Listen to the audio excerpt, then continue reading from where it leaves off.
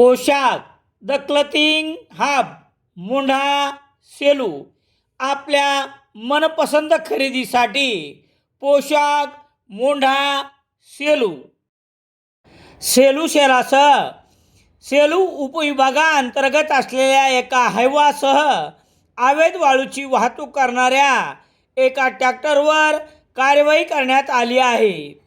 ही दोन्ही वाहने पुढील कारवाईस्तव सेलू तहसील कार्यालयात बुधवार 25 फेब्रुवारी रोजी लावण्यात आली आहेत। याबाबतची माहिती याप्रमाणे।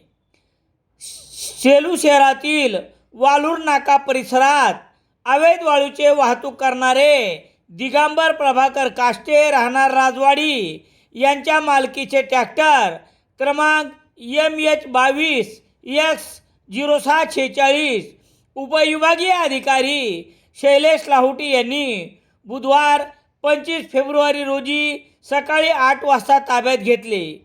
हे वाहन महसूलचे कर्मचारी मनोहर चिंताने यांनी पुढील कार्यवाहीसाठी तहसील कार्यालयात लावण्यात आले आहे। दरम्यान सेलू उपविभागाअंतर्गत असलेल्या जिंतूर तालुक्यातील शेवडी येथे 5 ब्रास वाळू असलेले विनापरवाना हायवा ग्राम महसूल अधिकारी श्री गावंडे यांनी उपविभागीय अधिकारी शैलेश लाहोटी यांच्या मार्गदर्शनाखाली ताब्यात घेऊन कार्यवाही केली आहे।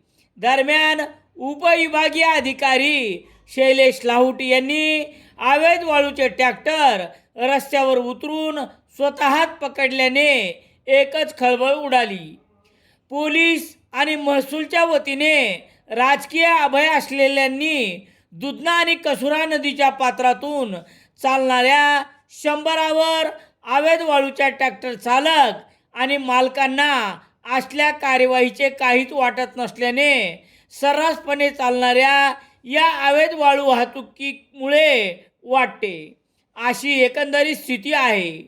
वाळू वाहतूकदारातील जुन्या आणि नव्याचा संघर्ष आणि त्यातून निर्माण झालेल्या तक्रारी यावरून अनेकदा कार्यवाही झालेली उदाहरणे असून राजकीय वरदहस्त असलेल्यांना या कार्यवाहीत कोठेही दगाफटका होत नाही, ही बाब विशेष आहे। यामुळे पोलिसांनी आणि महसूल प्रशासनाच्या वतीने करण्यात आलेल्या कार्यवाहीबाबत प्रश्नचिन्ह निर्माण होतात। इंडियन एक्सप्रेस वृत्तसमूहाचे मराठी दैनिक लोकसत्ता सेलू शहरात मिळण्यासाठी Ram Sonone, Balaji newspaper agency, bus stand, Selu.